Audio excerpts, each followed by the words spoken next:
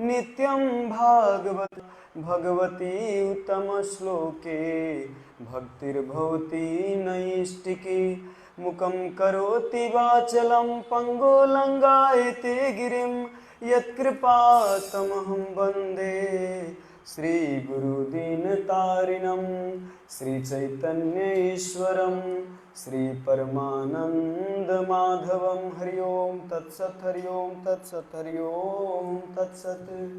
हरे कृष्ण, हरे कृष्ण। तो आज चर्चा के विषय हैं स्कंद 3 अध्याय 5 श्लोक संख्या 40 से।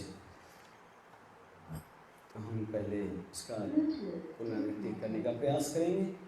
आप लोग पीछे पीछे दोहराने का प्रयास कीजिएगा।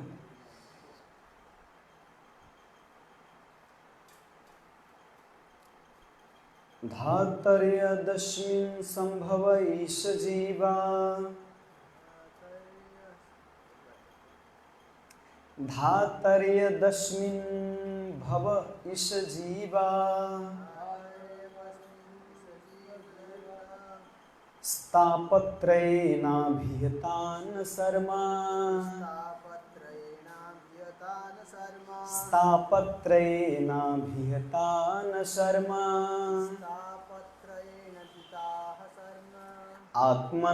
आत्मन्नल्भन्ते भगवस्तवाङ्घ्रि आत्मन्नल्भन्ते भगवस्तवाङ्घ्रि चच्छायां सविधात्मत आश्रयेमा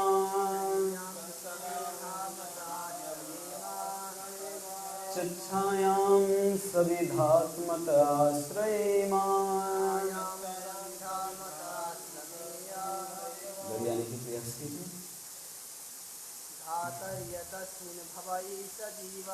धातर्यदस्मिन् भवै सजीवा स्थापत्रयेनाभिहतान् शर्मा आत्मान् लभन्ते भगवन्तवाङ्घ्रे छायं सविधात्मत आश्रयेमा।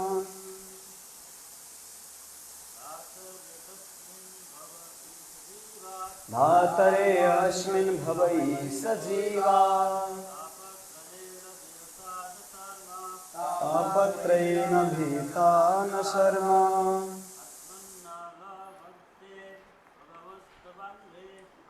आत्मा लभन्ते भगवस्तवाङ्घ्रे छायं सविधात्मतः आश्रयेमा। धन्यवाद। शब्दार्थ अनुवाद तात्पर्य दिए हैं ऐसी भक्ति वेदांत स्वामी श्रील प्रभुपाद की जय। धातः हे पिता, यत क्योंकि, अस्मिन् इस, भवे संसार में, इस, हे ईश्वर, जीवाः जीव, ताप कष्ट, त्रयेन तीन, अभिहता सदैव, न कभी नहीं, शर्म सुख में, आत्मन आत्मा, लभन्ते प्राप्त करते हैं, भगवन हे भगवान, तब तुम्हारे, अंघ्रि छायाम चरणों की छाया, सविधाम ज्ञान ज्ञान से पूर्व, अतः प्राप्त करते हैं, आश्रय शरण। अनुवाद इस प्रकार है। हे पिता, हे प्रभु, हे भगवान, इस भौतिक संसार में जीवों को कभी कोई सुख प्राप्त नहीं हो सकता, क्योंकि वे 3 प्रकार के कष्टों से अभिभूत रहते हैं। अतएव आपके उन चरण कमलों की छाया की शरण ग्रहण करते हैं जो ज्ञान से पूर्ण है, और इसलिए हम भी उन्हीं के शरण लेते हैं। तात्पर्य, भक्ति में सेवा की विधि न तो भावनात्मक है और न लौकिक। यह सत्य का मार्ग है जिससे जीव 3 प्रकार के दैहिक, दैविक तथा भौतिक दुखों से छुटकारा पाने की दिव्य सुख प्राप्त कर सकता है। भौतिक जगत द्वारा बद्ध कोई भी जीव, चाहे वह मनुष्य हो, पशु हो, देवता हो या पक्षी हो, उसे आध्यात्मिक, शारीरिक तथा मानसिक आदि भौतिक जीवों द्वारा प्रदत्त आदि दैविक उत्पातों के फलस्वरूप कष्ट भोगने पड़ते हैं। उसका सुखबद्ध जीवन के कष्टों से मुक्त होने के लिए कठिन संघर्ष के लिए अतिरिक्त कुछ भी नहीं होता, किंतु उसकी रक्षा का एक ही उपाय है, और यह पूर्ण पुरुषोत्तम भगवान के चरण कमलों की शरण ग्रहण करना। यह तर्क की उचित ज्ञान प्राप्त किए बिना मनुष्य भौतिक कष्टों से मुक्त नहीं हो सकता। असंदिग्ध रूप से सत्य है, किंतु भगवान के चरण कमल दिव्य ज्ञान से पूर्ण होते हैं, अतएव उनके चरण कमलों की स्वीकार करने से उस आवश्यकता की पूर्ति हो जाती है। इसकी व्याख्या हम प्रथम स्कंद 1-2-7 में कर चुके हैं। वासुदेवे भगवती भक्ति योग प्रयोजिता जनियात् सुवैराग्यम ज्ञान च हेतुकम। भगवान वासुदेव की भक्ति में ज्ञान का अभाव नहीं है। वे भक्त के हृदय में से अज्ञान रूपी अंधकार को दूर करने का भार अपने ऊपर लेते हैं, और इसकी पुष्टि उन्होंने भगवत गीता 10:10 में की है। तेषां सततयुक्तानां भजतां प्रीतिपूर्वकं ददामि बुद्धियोगं तं येन मामुपयन्ति ते। अनुभवजन्य दार्शनिक चिंतन मनुष्य को भौतिक संसार के 3 कष्टों से छुटकारा नहीं दिला सकता। भगवान की भक्ति में समर्पित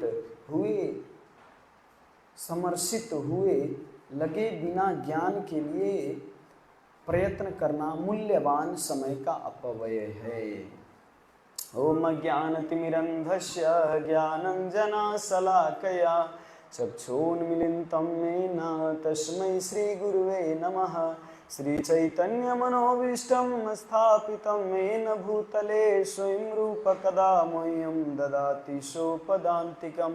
वन्देऽहं श्रीगुरो शिवतापदकमलं श्रीगुरुवैष्णवांश श्रीरूपं साग्रजातं सगण रघुनाथान्वितं तं सजीवं साद्वैतं सावधूतं परिजनसहितं कृष्णचैतन्यदेवं श्रीराधा कृष्णपादान् सहगण ललिता श्रीविशाखान्वितांश। हे कृष्णा करुणा सिंधु दीनबंधु जगतपते गोपेश गोपिका कांत राधा कांत नमस्तुते। तप्त कांचन गौरांगे राधे वृंदावनेश्वरी वृषभानुसुते देवी प्रणमामि हरिप्रिये। वाञ्छाकल्पतरुभ्यश्च कृपा सिन्धुभ्येव च पतितानं पावनेभ्यो वैष्णवेभ्यो नमो नमः। नमो विष्णुपादाय कृष्णपृष्ठाय भूतले श्रीमते भक्तिवेदांत स्वामी इति नामिने। नमस्ते सरस्वती देवे गौरवाणी प्रचारिणे निर्विशेष शून्यवादी पाश्चात्य देशतारिणे। जय श्री कृष्ण चैतन्य प्रभु नित्यानंद श्री अद्वैत गदाधर शिवासादि गौर भक्तवृंद। हरे कृष्णा कृष्ण कृष्णा हरे हरे हरे राम राम राम हरे हरे। हरे कृष्ण। तो आज के श्लोक में मैत्री मुनि और विदुर जी के संवाद अध्याय के नाम है मैत्री से विदुर की वार्ता। तो मैत्री जी विदुर जी को सृष्टि के बारे में बताएं। इसके बाद वास्तव में संसार में दुखी व्यक्ति कौन है और कैसे दुख मिलता है उसको, दुख कितने प्रकार के होते हैं। यहाँ पे श्लोक में बताए हैं स्तापत्रयेन भीता न शर्मा। मैं एक बार फिर अनुवाद पढ़ता हूँ, ध्यानपूर्वक सुनिएगा। हे पिता, हे प्रभु, हे भगवान, इस भौतिक संसार में जीवों को कभी कोई सुख प्राप्त नहीं हो सकता, क्योंकि 3 प्रकार के कष्टों से अभिभूत रहते हैं। इस संसार में जितने जीव हैं सुख प्राप्त करने के लिए अनेक अनेक उपाय रचते हैं, चाहे वो कलेक्टर बन के हो, डॉक्टर बन के हो, इंजीनियर बन के हो, या दिन के कम से कम 10,000 15,000 महीने का लाखों कमा के हो, है ना, क्या करके सुख प्राप्ति हो, इसके पीछे लगे रहते हैं, लेकिन उसको प्राप्त करने के बाद भी सुख प्राप्त नहीं होता। डॉक्टर विवेक बिंद्रा प्रभु एक वीडियो बनाए थे प्रभु जी, उसमें बता रहे थे कि कोई व्यक्ति मोबाइल खो गया है, कोई व्यक्ति का मोबाइल खो गया है बाजार में, और उस मोबाइल को खोजते खोजते मानो वो मोबाइल मिल गया उनको। मिलने के बाद वो मोबाइल मिल गया, लेकिन फिर जाके वो खोज रहा है, फिर जाके उस बाजार में फिर खोज रहा है अपना मोबाइल। तो ये मूर्खता नहीं है? अगर वो मोबाइल मिल गया है तो वो खोजेगा क्यों? नहीं खोजेगा ना। उसी तरह हम इस संसार में अगर सुख प्राप्ति हो गया है तो सुख हम ढूंढेंगे क्यों? सुख तो जब प्राप्त हो गया तो नहीं ढूंढेंगे, उस सुख को हम संतुष्टि के द्वारा हम चलाएंगे जीवन भर। लेकिन हमारे पास वास्तविक सुख का अनुभव हुआ ही नहीं है, इसीलिए हम उस सुख के पीछे ढूंढते रहते सुख प्राप्ति के लिए। हिज ग्रेस पत्र प्रभु जी भी बताते हैं कि सुख हम किसको मान बैठते हैं?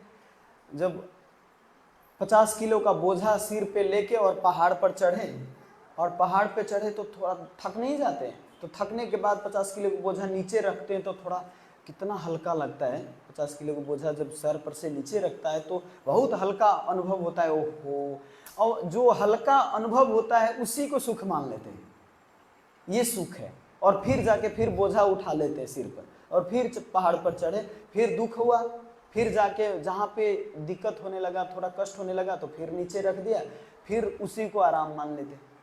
तो इस संसार में हम गधा जैसे से मतलब मेहनत करते हैं और खूब मेहनत करते हैं, और जो पैसा आता है तो पैसा से हम जो आनंद उठाते हैं तो उसको सुख मान लेते हैं ना, और फिर मेहनत करते हैं, फिर जो उस पैसा को यूज कर सकते हैं अपने भौतिक भोग विलास में, उसको फिर सुख मान लेते हैं। लेकिन वास्तव में क्या है? 3 ताप, त्रिताप, आदि दैविक, आदि भौतिक, आदि आध्यात्मिक, ये तीनों ताप जीव को कष्ट देता रहता है। इस संसार में होता ही है कष्ट। आदि दैविक वास्तव में दुख किसको मिलता है? आदि दैविक का मतलब देवी देवताओं द्वारा, जैसे आंधी, वर्षा, भूकंप, ये सब जो होता है आदि दैविक माना जाता है। तो वास्तव में किसको ये दुख मिलता है? जो भगवान के शरण ग्रहण नहीं करता उसको ये दुख मिलता है, जो शरण नहीं ग्रहण करता है। क्योंकि एक प्रभु जी बहुत अच्छा उदाहरण बता रहे थे कि किसी के अंदर सुख के सागर हो, लेकिन अगर वो भगवान के शरण ग्रहण नहीं करता तो उस सागर के, सुख के सागर के एक बूंद का भी टेस्ट नहीं ले सकता हो, अगर भगवान का शरण ग्रहण नहीं करता तो। लेकिन किसी के पास दुख के सागर है, रोग है, कष्ट है, बहुत शरीर में दुख है, लेकिन अगर वो भगवान के शरण ग्रहण करता है तो सारे सुख का आनंद उठा सकता है। गजब है ना? सुख के सागर में डूब के भी सुख का अनुभव नहीं कर सकते आप। देखते हैं ना, बहुत बड़े बड़े धनी लाखों कमाते हैं, लेकिन क्षण भर के लिए भी आनंद नहीं उनको। भाग दौड़ में लगे हुए, इधर से भागे उधर से भागे इधर, क्या करें तो पैसा सुखी प्राप्त हो, सुखी शांति कैसे आए, है ना? प्रैक्टिकल है, कमाने में पूरा दौड़ धूप में लगे रहते, लेकिन कभी सुख का आनंद का प्राप्त नहीं करते। वो छू भी नहीं पाते सुख का आनंद। उनको लगता है इतने कमाने के बाद आनंद प्राप्त होगा, है? अब जब उतना कमा लेता है तब कहते हैं इतना कमाने के बाद आनंद प्राप्त होगा। वो ऐसे ही लगे रहते हैं। लेकिन वास्तव में जो भगवान के शरणागत भक्त है और उनको शरीर में पैरालाइज हो, रोग लगा हो, कुष्ठ रोग लगा हो, लेकिन कोई मतलब नहीं, वो आनंद भगवान के नाम में डूबे रहते, भगवान की लीला चर्चा कथा में डूबे रहते हैं, आनंद प्राप्त है, सुखी आनंद है। दुख के सागर भरा हुआ है बाहर से, लेकिन आनंद के सागर में डूबे हैं अंदर से। तो ये है शरणागत के भक्त। तो इसीलिए देवी देवता लोग यहाँ पे मैत्रेय जी देवी देवता के द्वारा बता रहे हैं कि देवी देवता भी यही प्रार्थना करें भगवान से, हे भगवान, वास्तव में जो आपके शरण ग्रहण करते हैं वही व्यक्ति वास्तविक सुखी व्यक्ति है। सुख में सुमिरन सब करे, दुख में करे न कोई। जो सुख में सुमिरन करे उस दुख काहे को होई, है ना। सुख जिसके पास है और फिर भी भगवान, जैसे आपके पास पैसा है, गाड़ी है, बंगला है, बेटा है, बेटी है, सब कुछ है, लेकिन फिर भी भगवान का स्मरण करे, हे प्रभु जो भी आप दिए हैं सब आपकी कृपा है, तो वास्तव में उसको दुख होगा क्या? वो हर समय भगवान का स्मरण करे, लेकिन जब दुख आता है तो कहते हे प्रभु मैं लूट गया, मैं इतना आपके मानता था लेकिन आज मैं लूट गया, ये हुआ वो हुआ, बहुत कंप्लेन करते हैं।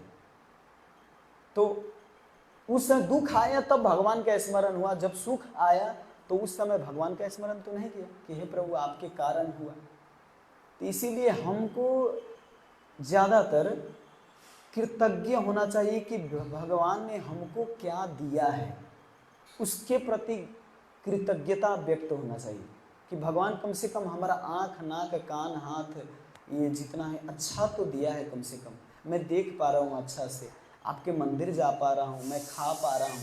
कितने लोग को तो खा भी नहीं पाते, प्रभु जी देखते हैं ना, खा भी नहीं पाते, उसको नाक से पाइप डाल के और जूस देना पड़ता है ना। और कितने लोग तो चल भी नहीं पाते, लंगड़ा है, कोई हाथ से खा नहीं पाते, कोई देख नहीं पाते, अंधा है ना। मतलब विभिन्न कष्ट है, लेकिन हम तो कितना शुक्र गुजार है भगवान की कि भगवान हमने सब कुछ दिया है ना।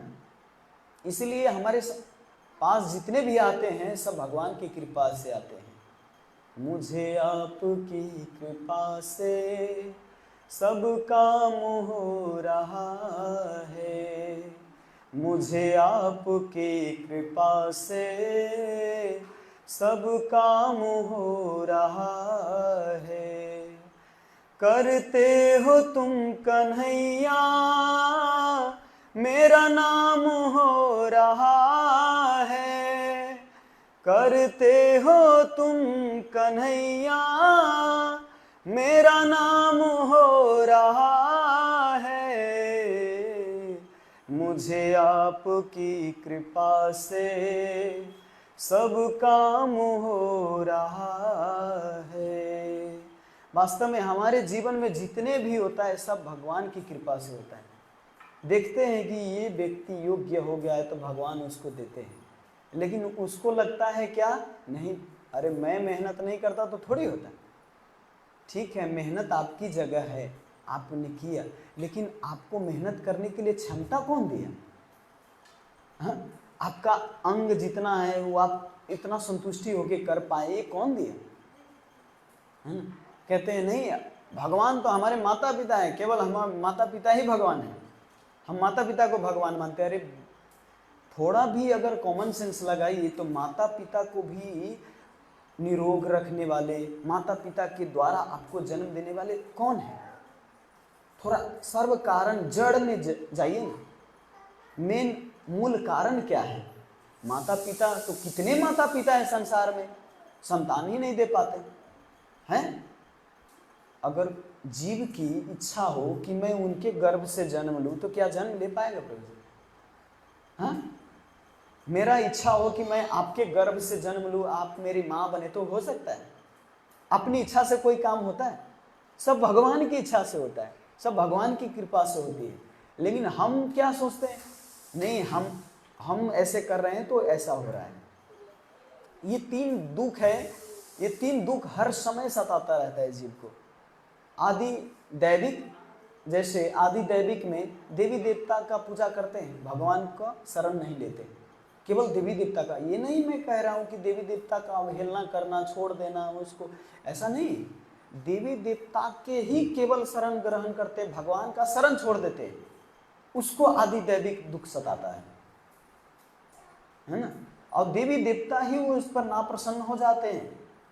क्यों? जैसे इंद्रदेव की पूजा कर रहे थे ब्रजवासी लोग सब, लेकिन जब नंद बाबा बोले कि अरे नंद बाबा से बोले कन्हैया कि बाबा गोवर्धन से हम घास लेते हैं, अन्न पदार्थ जितने भी होता है गोवर्धन से होता है, पानी आता है गोवर्धन से, इतने अच्छा वातावरण है। हमारी गैया जितने हैं 9 लाख गैया सब गोवर्धन से चर के अपना शरीर बनाता है। हम लोग सब जीवन चलाते हैं गोवर्धन से, तो गोवर्धन की पूजा करें। तो सब ब्रजवासी कन्वेंस हो गए, नंद बाबा भी, और पूजा करने लगे गोवर्धन के। तो देखिए इतना दिन से पूजा किए इंद्रदेव की, थे इंद्रदेव को वो पूजा याद नहीं है। आज मेरे को पूजा क्यों नहीं किया ये याद है। आज हमको पूजा क्यों नहीं मिला, इनके कारण मैं सबको नष्ट कर दूंगा, बारिश करके सबको नष्ट कर दूंगा। ब्रजवासी में देखिए कितना बड़ा गलती कि भगवान के भक्त जो प्रिय पार्षद सबके ऊपर बारिश, कितना मति बिगड़ गया था। तो केवल देवी देवता का पूजा करने से देवी देवता भी वो लालायित हो जाते, क्या लोभ प्राप्त हो जाता है उनको। आप देते हैं, पूजा करते रहते तो उनको भी क्या कहते हैं, आशा रहती है कि हमको पूजा देंगे। तो उसी आशा में आपको हर समय देखते हैं कि आप पूजा करते हैं कि नहीं। इसीलिए ज़्यादातर देवी देवता की पूजा करने वाले वो जंजाल से वो निकल ही नहीं पाते, इस बंधन से निकल ही नहीं पाते। क्योंकि आप अगर देवी देवता से कुछ मांगते हैं तो उस मांगने के पीछे कुछ न कुछ कारण है, और वो देवी देवता भी आशा रखते, मैंने इसको दिया है अभी इसको पूजा करना ही होगा, आशा रखते हैं। लेकिन भगवान ऐसी आशा नहीं रखते। भगवान स्वतंत्र छोड़ दिए हैं, मामे वाम से जीव लोग के जीव भूत सनातन, मेरा सनातन अंश है सब। भगवान कहते हैं सब अंश है मेरा, लेकिन अंश होते हुए भगवान की सेवा करना चाहिए। लेकिन भगवान की सेवा छोड़ के बाकी दूसरे को सेवा करते। कौन किसको सेवा करते हैं? जिससे हमको सुख प्राप्ति का अनुभव होता है। सुख नहीं होता, असली सुख नहीं होता, जिससे हमको सुख प्राप्ति का केवल अनुभव होता है कि अरे ये व्यक्ति तो हमको 500 रुपया दिए, ये व्यक्ति तो हमको पार्टी में बुला के खिलाए, ये व्यक्ति तो हमको कपड़ा दिया। तो ये क्षणिक सुख के लिए हम उसके पीछे भागते हैं, वो उसको हम मानते हैं कि इसके द्वारा हमारा सुख हुआ। लेकिन वास्तविक सुख के पीछे हम नहीं जाते। इस संसार में दुख के अनेक कारण हैं, लेकिन अनेक कारण होते हुए भी भक्त भगवान के ही शरण लेते हैं। एक बंधु मोहंती नाम के एक भक्त थे, बहुत बेचारा गरीब थे, नीच कुल में थे, इनके 4 संतान थे। लेकिन बेचारा अब करे तो करे क्या, कभी कभी भिक्षाटन करते थे। ब्राह्मण परिवार के थे, नीच कुल में नहीं थे, ब्राह्मण परिवार में थे। तो इनके भिक्षाटन करते, दूसरे के घर जाके मांग के खाते। लेकिन एक बार क्या हुआ प्रभु जी, बहुत बड़ा बारिश नहीं, अकाल पड़ गया, बारिश नहीं, बहुत बड़ा अकाल पड़ गया। पानी, वर्षा नाम के कोई किधर पानी का जगह नाम ही नहीं, नामो निशान नहीं, कहीं भी पानी का एक बूंद भी नहीं। और जब पानी वर्षा होगा नहीं तो अन्न का उपजन होगा नहीं, किसान कहाँ से उपजाएंगे? और किसान के पास ही जब अन्न नहीं है तो दूसरे को भिक्षा क्या देंगे हैं? तो बंधु महंती बेचारा चारों तरफ भिक्षा मांगने गए, एक भी भिक्षा नहीं मिला, क्योंकि किसी के पास एक भी अन्न का दाना भी नहीं था, अकाल पड़ गया था। बंधु महंती की पत्नी जो थी बोले कि आपका कोई बंधु नहीं है, इनका नाम भी बंधु महंती, आपका कोई बंधु है तो चलिए वहाँ पर उनसे थोड़ा मदद मांगे, कुछ तो खाने के लिए तो कम से कम देंगे। साथी मित्र तो इसीलिए ना, मित्र किस लिए है कि जब गंभीर परिस्थिति हो, जब कठिन परिस्थिति हो तो उस कठिन परिस्थिति में मदद करें, वो है मित्र। ये नहीं कि जब आप अच्छा खिला रहे हैं तो ओहो मेरा फ्रेंड, मेरा साथी बहुत अच्छा, और जब आपके ऊपर दुख पड़ा, कष्ट आया तो कहें अब उसका दिन चला गया, अब नहीं, उनका साथ छोड़ देते हैं। तो वो मित्र नहीं, मित्र तो वास्तव में हर क्षण हर कष्ट में उसको साथ देते हैं। वास्तव में इसके लिए सबसे उपयोगी क्या होगा वो बात सोचते हैं। तो बंधु मोहंती सोचने लगे, हाँ मेरा मित्र तो है एक, कौन है?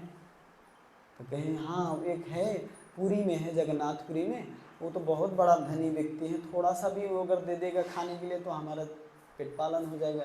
तो सब बोले कि ठीक है चलिए, पत्नी को लेके वहाँ से जाजरपुर नाम है, जाजरपुर नज़दीक है, लगभग होगा कम से कम 40-50 किलोमीटर ना ट्रेन से, वहाँ पे स्टेशन भी है अभी भी, जाजरपुर। तो जाजरपुर में रहते थे, वहाँ 40-50 किलोमीटर बेचारा बच्चों को लेके गए, चल के जगन्नाथपुरी गए। तो उस दिन रथ यात्रा का समायोजन था, बहुत भीड़ लगा हुआ था, आदमी कहाँ कहाँ से आए थे, बहुत करोड़ों की भीड़ में, ओ कहाँ जाएं, प्रसाद मिलना कठिन है। तो सोचे कि एक पीछे से, जगन्नाथ मंदिर के पीछे से जहाँ से भात बनता है जगन्नाथ जी का, वहाँ से भात जो बनाते, अब तो हम कुकर में बनाते हैं भात, तो भात का जो पानी होता है उसी में सूख जाता है, लेकिन जगन्नाथपुरी में माड़ वाला भात बनाते हैं, जिसको पानी ज़्यादा रख के, जो पानी ज़्यादा होते हैं उसको बहा देते हैं।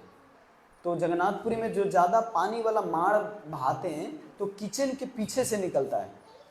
तो आगे से न जाके बंधु महंती पीछे गए और अपनी पत्नी को बोले कि आज मेरे मित्र के घर बहुत ज़्यादा संबंधी लोग आए हैं, उनके रिलेटिव आए हैं, तो इसीलिए आज बाहर ही एडजस्ट कर लेते हैं, माड़ उड़ पी के, और कल मिलेंगे, अपने साथी के अंदर जाएंगे घर में। तो सोचे ठीक है, कम से कम मार पी के रह जाते हैं। पीछे से गए और मार जो निकलता है उस मार को लेके और पी लिए, बच्चों को भी पिला दिए उसमें नून मिक्स करके। लेकिन बेचारा मार से तो अब इतने दूर से आए चल के, मार से क्या पेट भरेगा, फिर भूख लगा। अब देखिए, जो सब कुछ छोड़ के आया है, पूर्ण शरणागत होते, ये है नहीं, देखिए यहाँ पे कोई ब्रह्मचारी सन्यासी नहीं है, बंधु महंती गृहस्थ व्यक्ति है। भगवान के प्रति शरणागत कौन है ये निर्भर करता है, ब्रह्मचारी सन्यासी नहीं मैटर करता। बंधु महंती परिवार था उनका। अब भगवान क्या सोच रहे हैं कि हम पे इतना विश्वास करके आए और मैं यहाँ पर राजगद्दी में बैठ के कैसे रह सकता हूँ। जगन्नाथ जी 12 बजे रात के जो उनको भोग लगता है, जगन्नाथ जी उस श्रृंगार वेश में ही भोग में से जो पहले, अभी भी मिट्टी के पात्र में भी भोग लगता है और सोना के पात्र में भी लगता है, गोल्ड प्लेट, तो उसमें भी भोग लगता है। तो भगवान जगन्नाथ अपने मित्र के लिए, जैसे कोई घर में आए तो आप अच्छा से अच्छा हमें सजा के देते हैं ना, मिट्टी के पात्र में से अच्छा, सबसे अच्छा पात्र कौन सा है उसमें देते हैं किसी गेस्ट को। लेकिन भगवान के मित्र अपना मित्र मानते थे, और भगवान सोना के प्लेट में अच्छा से सजा के मिष्ठान पूरा पका, और एक वृद्ध ब्राह्मण के रूप में आए, ओ बंधु महंती, बंधु महंती, कौन है बंधु महंती। अब बंधु महंती सुना, लेकिन इसको विश्वास नहीं हुआ कि बंधु महंती, हमको यहाँ पे कौन जानता है कि हमको बुलाएगा, कोई और नाम से होगा, बंधु महंती कोई और होगा, ते नहीं बोले। तब फिर वृद्ध व्यक्ति के रूप में जगन्नाथ जी बोले, ओ जाजरपुर वाले बंधु महंती। अब जाजरपुर वाले बंधु महंती, तो जाजरपुर में तो एक ही बंधु महंती है। तब इनको पता चला कि हाँ, हो सकता है भगवान जगन्नाथ किसी को प्रेरित किए होंगे। तो गए और प्रसाद ले, बोले कि सबको खिला दो, बच्चों को खिला दिए, सब पत्नी भी खा लिए। लेकिन ब्राह्मण वो प्लेट देके तुरंत गायब। अब खाऊ के रेडी होते हैं इसको धो के अब देने के लिए, तो अब देखते हैं वो ब्राह्मण है नहीं, तो सोचे कि ज़्यादा रात हो गया है, कल दे दूंगा, कल गेट खुलेगा तो कल जाके दे दूंगा मंदिर में। और वो था सोना की प्लेट। अब जहाँ पे अब रात के थके थे, रात के खाए तो नींद तो आएगी, सब बाल बच्चों के साथ सब सो गए। और सो गए तो रात जब सुबह हुआ तो पुजारी जब दरवाज़ा खोलते, 3 घंटे के लिए जगन्नाथ जी का मंदिर बंद होता है, 3 घंटे के लिए सुबह। तो 3 घंटे के बाद जब जगन्नाथ जी के कपाट खुला तो देखते हैं वहाँ पे जो भोग लगा हुआ सामग्री में एक सोना का प्लेट है ही नहीं। अब कहाँ गायब हो गया। अब सब चारों तरफ खोजने लगे, सैनिक खोजने लगे, कहीं मिल नहीं रहा था। लेकिन ये जो बंधु महंती थे इस प्लेट को ढक के रखे थे कि इतना कीमती प्लेट है, कोई चुरा के ना ले जाए, इसीलिए ढक के रखे थे। अब वहाँ पे अब चारों तरफ खोज रहे हैं, राजा के पास खबर गया कि देखिए प्लेट चोरी हो गया, कौन चोर घुसा अंदर, क्या हुआ क्या, चारों तरफ तहलका मच गया, अब क्या करें। तब जाके एक सैनिक ने देखा कि एक कपड़े से ढका हुआ चमचमा रहा है। जब सूर्य का उदय होता है सुबह 7 बजे, तो सूर्य के उदय के कारण जो रोशनी पड़ती है प्लेट पर, तो चमचाए, गोल्ड है, चमकेगा। तो उस गोल्ड पर जब चमका तो कपड़ा के नीचे से थोड़ा थोड़ा चमक आ रहा है। अब वहाँ पे वो सिक्योरिटी गार्ड गए और देखते हैं तो इनके पास प्लेट है, पकड़ा गया सब कुछ। अभी बंधु महंती कह रहे हैं कि एक ब्राह्मण हमको दिए तो हम उसी को हम यहाँ पे स्वीकार किए हैं, हम चोरी नहीं किए, कितना भी कह रहे हैं, लेकिन सब सैनिक मिल के राजा हाँ ये चोर है, अब इसको पकड़ के इनके बच्चे के साथ सबको जेल में डाल दिए। केवल जेल में नहीं डाले, बहुत दंड दिए, बहुत मारे, कौरे की पिटाई किए और जब अधुआं हो गए तब जाके सो गए। राजा भी सो गए इधर। अब जगन्नाथ जी तो राजा के आके घर महल में आके और इतना पिटाई किए राजा को, जितना पिटाई किए उससे कई गुना डबल पिटाई किए जगन्नाथ जी उस राजा को, और बोले बेवकूफ, मैंने अपना ये प्रसाद खिलाया अपने भक्तों को, मेरे दोस्त आया है और मैं उसको भूखे कैसे रखता हूँ? क्या तू अपने घर में किसी को भूखे रखता है? तुम्हारे घर अगर कोई गेस्ट आता है, कोई मित्र आता है तो भूखे रखता है कि उसको क्या आदर करते हो, उसको खिलाते हो? मैंने अपने मित्र को खिलाया अपने सोने के प्लेट में, तो ये इसमें क्या तुम्हारा बाप का क्या जाता है? तुम्हारा क्या है? ये सब मेरा संपत्ति है, तुम क्या अपने बाप का समझ लिया? बहुत डांटे, बहुत उसको डाले। आपको लग रहा है वो गाली नहीं दी होगी, गाली देते हैं, भगवान भी गाली देते हैं। आपको लगता है होगा कि मैं अपने मन से बोल रहा हूँ। भगवान क्या कहते हैं भगवत गीता में, मूढ़ बोले हैं ना, मूर्ख लोग हैं, जो मूर्ख लोग है, जो अधम लोग है, वो हमको स्वीकार नहीं करता है। भगवान बोले हैं भगवत गीता में, गाली दिए हैं। गाली भी एक तरीका होता है देने का। तो वैसे जगन्नाथ जी बहुत डांटे और बोले कि अगर बंधु महंती को अभी के अभी उठ के जाओ और पूरा साज सामग्री के साथ पगड़ी बांध के उसको अपने राजा, जो जिस ठाट बाट में हमको सजाते हो, हमको भोग लगाते हो, जैसे हमको सजाते हो वैसे बंधु महंती को भी पगड़ी बांध के उसको भोग लगाओ, उनको रखो और उनको घर दो रहने के लिए, अगर अलग से व्यवस्था। राजा तो अगर नहीं हुआ ना सुबह तक तो तुम्हारे सारे फैमिली को नष्ट कर दूंगा, तुम्हारे सारे वंशज को नष्ट कर दूंगा। जगन्नाथ जी की ये धमकी सुन के, अरे हम तो एक सैनिक के धमकी सुन के थर थर कांपते हैं, तो जगन्नाथ जी के धमकी से नहीं। जगन्नाथ जी तो फिर बजाते हैं खूब जोर जोर से। अब इतना उनको बजाया कि जगन्नाथ, वो राजा तो उसी समय फुर्र से उठ के गए सब सैनिकों के साथ और जेल से किए और जाके दंडवत प्रणाम किए, चरण पकड़ के बोले हे प्रभु आप तो बहुत महान भक्त हो भगवान जगन्नाथ के, अगर आज जगन्नाथ जी नहीं आते तो पता नहीं आपके कारण जगन्नाथ जी का दर्शन हुआ है वास्तव में, तो आप कितने महान भक्त हैं। वास्तव में मैं कृतज्ञ हो गया, बहुत एकदम कृतज्ञता व्यक्त होने लगी है। जाके उनके लिए एक राजमहल जैसा, अभी भी बंधु महंती का अभी तो बहुत पुराना हो गया, लेकिन अभी भी उनके लिए एक अलग सा महल बनाया था बंधु महंती के लिए अलग सा, और उनके लिए रहने के लिए सब कुछ, घर जगह हो, खाने के लिए सब व्यवस्था कर दी। तो देखिए भगवान के शरण ग्रहण किए तो कितना दुख में पड़ा व्यक्ति भी कितना सुख आनंद में है ना। अब थोड़े देर के लिए आप सोचिए, इसमें बंधु महंती को पिटाई इसमें लगा, अब इसमें भी बंधु महंती कोई कंप्लेन नहीं किए कि मेरे मित्र के घर गया और मैं पिटाई खाया, ऐसा नहीं। वो उस समय भी कृपा ही सोच रहे थे। जयदेव गोस्वामी का जब 2 हाथ कटा हुआ था उस समय जयदेव गोस्वामी ये नहीं सोच रहे थे कि मेरा हाथ कट गया, वो तो देख रहे थे हे भगवान मेरा जगन्नाथ जी का भेष हो गया, हे जगन्नाथ जी आप कितने बड़े कृपालु हो कि मेरे जगन्नाथ जी का रूप हो गया, और भजन गा रहे थे।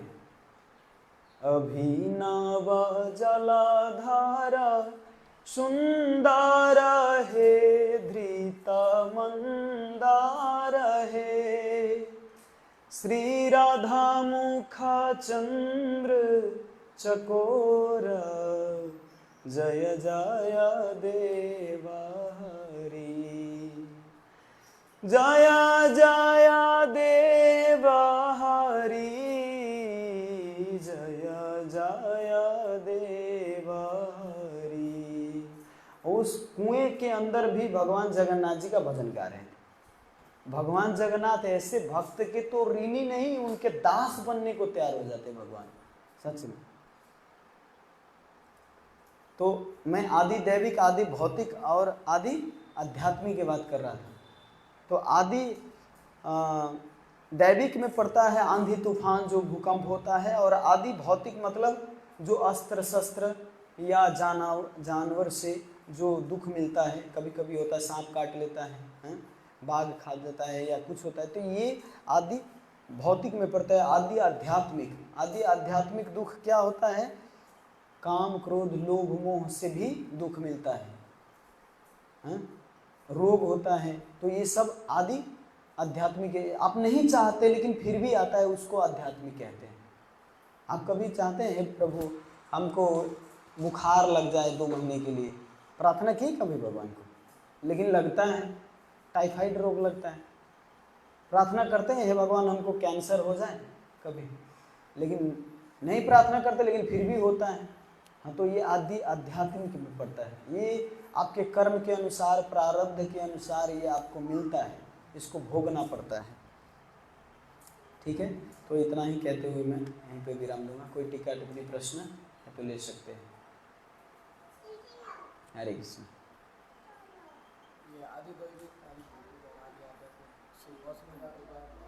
आदि दैविक, आदि आध्यात्मिक, आदि भौतिक से बचने का उपाय क्या है? प्रभु जी का प्रश्न है। वास्तव में इस तीनों से बचने के लिए आपको बचने की आवश्यकता, ट्राई नहीं करना पड़ेगा इनसे, केवल भगवान के शरणागत हो के शरण लेके आप भजन करो, साधन करो, भगवान के लिए सेवा करो, बस तीनों ताप आपसे दूर रहेंगे। मैं बोला ना, आपके अंदर सुख के सागर हो, लेकिन फिर भी अगर भगवान के शरणागत ना हो तो व्यक्ति को कभी भी सुख की प्राप्ति नहीं हो सकता।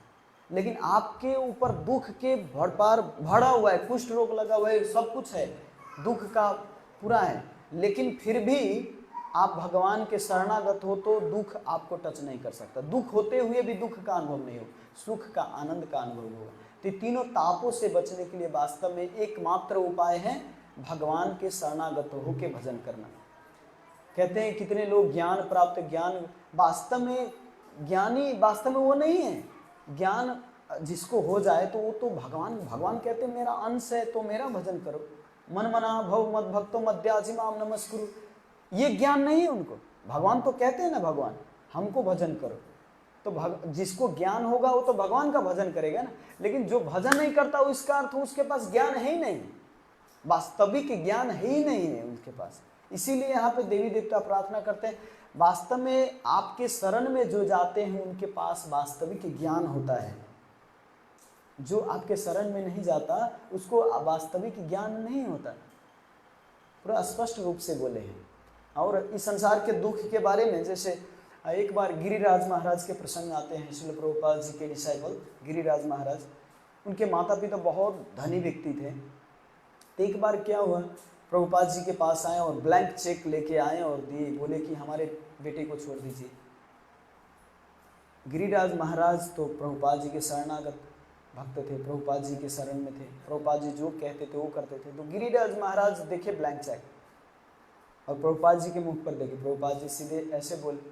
गिरिराज महाराज उस ब्लैंक चेक को लेके और ऐसे 2 आधा कर दिए, 2 फाड़ दिए उस चेक को। उसके माता पिता को लगा कि क्या सुख प्राप्ति इसको हो रहा है कि चेक को मैं बोला कि जितना पैसा चाहिए उतना ले लो, लेकिन फिर और इस मंदिर को हरे कृष्ण वाले को छोड़ दो। लेकिन क्या इसमें आनंद है कि वास्तव में चेक को फाड़ के और हरे कृष्ण को स्वीकार किए, भगवान प्रभुपाद जी के स्वीकार किए, क्या है इसमें आनंद? तो इससे भी इनका चित्त नहीं भरा। तब क्या किए पता है, इनके माता पिता एक क्या कहते हैं एस्ट्रोलॉजर, क्या कहते हैं मतलब साइकोलॉजिस्ट, हाँ, जो आपके मति को देख के वास्तव में उसी के अनुसार आपको गाइड करते हैं, तो ऐसे व्यक्ति को लाएं। और गिरिराज बहुत बड़ा साइकोलॉजिस्ट है, तो प्रभुपाद जी के पास आए और प्रभुपाद गिरिराज महाराज तो वहीं पर थे। गिरिराज महाराज को बोले कि आइए हमारे साथ एक कमरे में थोड़ा बात करना है आपसे। तो गिरिराज महाराज साथ में गए और कमरा बंद करते हैं और साइकोलॉजिस्ट क्या कहता है, सबसे आपको प्रॉब्लम क्या है? तो गिरिराज महाराज भगवत गीता के कहते जन्म मृत्यु जरा व्याधि दुख दोष अनुदर्शनम। साइकोलॉजिस्ट तो फ्यूज हो गए, आज तक कभी सुना ही नहीं था ऐसा कारण। और जहां भी जाते थे किसी को ठीक करने तो ज़्यादातर बताते कि आपका प्रॉब्लम क्या है, तो प्रॉब्लम अपना बताते थे कि हमारा हाथ नहीं काम कर रहा है या मति नहीं काम कर रहा है, ऐसे बोलते थे, या खा नहीं पा रहा हूँ, या हमको वो चाहिए ये चाहिए, अनेक कारण बताते। लेकिन गिरिराज महाराज बताते कि जन्म मृत्यु जरा व्याधि दुख दुख दोषानुदर्शनम, सबसे बड़ा प्रॉब्लम है ये जन्म मृत्यु जरा व्याधि, इसको रोक दीजिए, मैं अभी आपके साथ चलता हूँ। दूसरा बार आए, दूसरा प्रश्न किए, सबसे बड़ा प्रॉब्लम कहते हैं मृत्यु, आप मृत्यु से बचा लीजिए। गिरिराज महाराज के प्रश्न के जो ये जवाब सुन के, ये तो साइकोलॉजिस्ट बोले कि अगर थोड़ा देर और मैं इनके साथ रहूं तो मैं भी हरे कृष्णा वाला हो जाऊंगा, इसीलिए टाप कसो वहाँ से। वो साइकोलॉजिस्ट तो वहाँ से भाग गए, वो उनके माता पिता को बोले कि ये असंभव है, इनको ले जाना यहाँ से।